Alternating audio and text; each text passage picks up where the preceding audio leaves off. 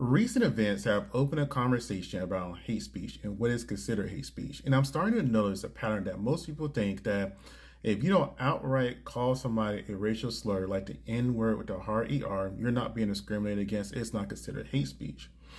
So, with that mindset, I kind of went down a rabbit hole in my own head, my own mind. I was like, well, how many times was I called the N word with the hard ER throughout my life? And I can only think of two times that stood out to me.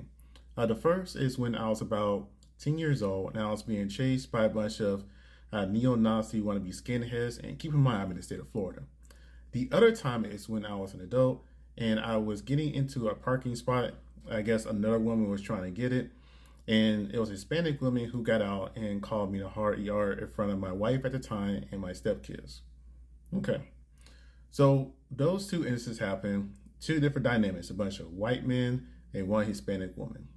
Now, does that mean I was never discriminated against before? Absolutely not. You know, one of the things that's most common, that's especially down here in the South, is being called boy.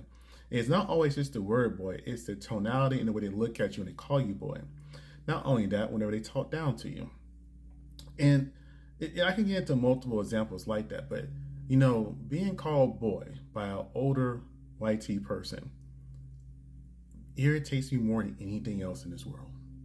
Because I have worked hard to become a man. I have worked hard to be independent. I have worked hard to break every single stereotype out there when it comes to black men.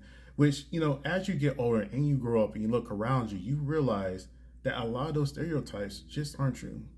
Like, for example, I have never known a black man, at least the black men that I know, that have not stepped up to be fathers or stepfathers or great examples in their communities or have good or well-paying jobs.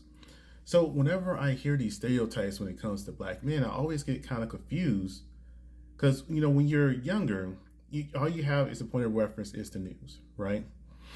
But then as you get older, you look at the people you go to school with, your community leaders, the people at your church, the people at the local YMCA, the school, the volunteers, the teachers, the officers, the doctors. You just see all these black people in jobs and with families. And you just look at it like, man, they're great.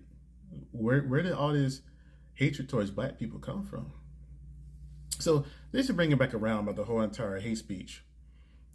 I don't think people know what hate speech is anymore. And that's really sad because a certain person wouldn't be celebrated as much as he is if people truly understood what hate speech was.